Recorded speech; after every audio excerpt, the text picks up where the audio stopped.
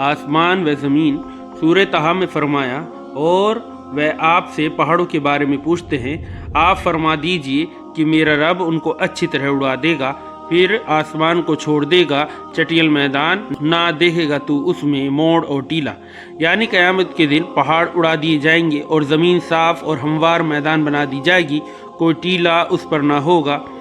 سورہ ابراہیم میں فرمایا، جس دن بدل دی جائے اس زمین سے دوسری زمین اور بدلے جائیں آسمان اور لوگ نکل کھڑے ہوں گے اللہ واحد قہار کے سامنے۔ اس آیت سے معلوم ہوا کہ آسمان و زمین قیامت کے دن بدل دیے جائیں گے اور اپنی اس موجودہ شکل پر باقی نہ رہیں گے۔ اس آیت کے بارے میں حضرت عائشہ رضی اللہ تعالیٰ عنہ نے حضرت صلی اللہ علیہ وسلم سے سوال کیا کہ جب آسمان و زمین بدلے جائیں گے تو اس دن لوگ کہاں ہوں گے؟ اس کے جواب میں فخر دو عالم صلی اللہ علیہ وسلم نے فرمایا کہ پل صراط پر ہوں گے۔ اس روایت سے معلوم ہوتا ہے کہ اس آیت میں جو آسمان و زمین کے بدلنے کا ذکر ہے وہ حساب کتاب ہونے کے بعد اس وقت ہوگا جبکہ لوگ جنت یا دوزخ میں بھیجے جانے کے لیے پل صراط پر پہنچ جائیں گے۔ پہلی آیت میں جو ذکر ہوا کہ زمین ہموار اور صاف میدان کر دی جائے گی، وہ حساب و کتاب شروع ہونے سے پہلے کا ذکر ہے۔ حضرت سہل بن سعد رضی اللہ تعالیٰ عنہ سے روایت ہے کہ حضرت سید عالم صلی اللہ علیہ وسلم نے فرمایا کہ قیامت کے دن لوگ ایسی زمین پر جمع کیے جائیں گے جن کا رنگ سفید ہوگا، لیکن سفیدی کا جھکاؤ مٹیالے رنگ کی طرف ہوگا۔ اس وقت زمین میدے کی روٹی جیسی ہوگی، کسی کی اس میں نشانی نہ ہوگی۔ جب قیامت ہوگی تو آسمان میں ایک تبدیلی ہوگی کہ اس کے ستارے جھڑ پڑیں گے اور بے نور ہو جائیں گے اور چاند سورج کی روشنی لپیٹ دی جائے گی، نیز آسمان پھٹ پڑے گا اور اس میں دروازے ہو جائیں گے۔ سورہ نبا میں فرمایا، جس دن پھونکا جائے گا سور میں تو تم چلے آؤ گے جھنڈ کے جھنڈ، اور کھولا جائے گا آسمان تو ہو جائیں گے اس میں دروازے، یعنی آسمان پھٹ کر ایسا ہو جائے گا کہ گویا دروازے ہی دروازے ہیں۔ سورہ مرسلات میں، اور جب آسمان میں جھروکے پڑ جائیں گے۔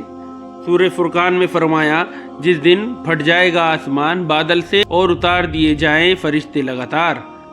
سورہ حاقہ میں فرمایا، پھر جب سور میں پھونک ماری جائے، ایک پھونک اور اٹھا دیے جائیں اپنی جگہ سے زمین اور پہاڑ، پھر دونوں ایک بار ریزہ ریزہ کر دیے جائیں گے تو اس دن کو پڑھنے والی ہو پڑے گی، یعنی قیامت، اور آسمان پھٹ جائے گا تو وہ اس دن بودا ہوگا اور فرشتے آسمان کے کنارے پر آ جائیں گے اور آپ کے پروردگار کے عرش کو اس دن 8 فرشتے اٹھائے ہوں گے۔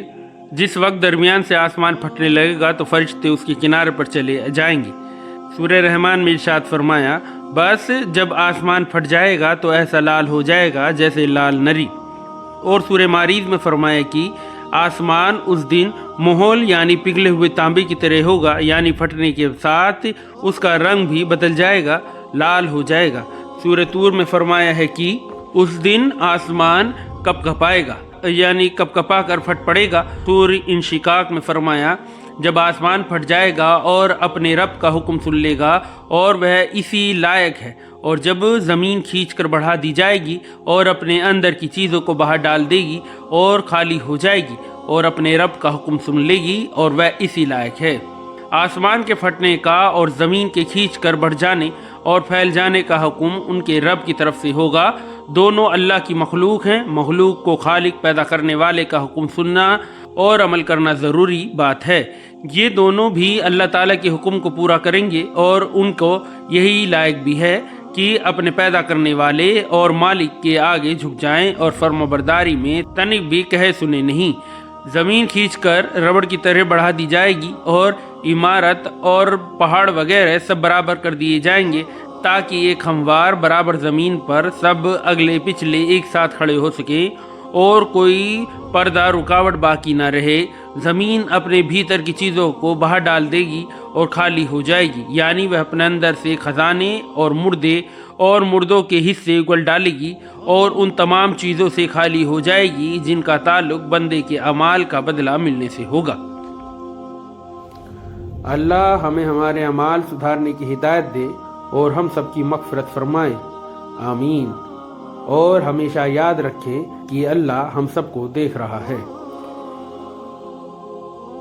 آپ کو ہماری ویڈیو کیسی لگی ہمیں کمنٹس میں ضرور بتائیں، اور ہماری آنے والی ویڈیوز کو دیکھنے کے لیے بیل آئیکن کے بٹن کو پریس کریں، چینل کو لائک کریں، سبسکرائب کریں، اور اپنی دعاؤں میں ہمیں یاد رکھیں۔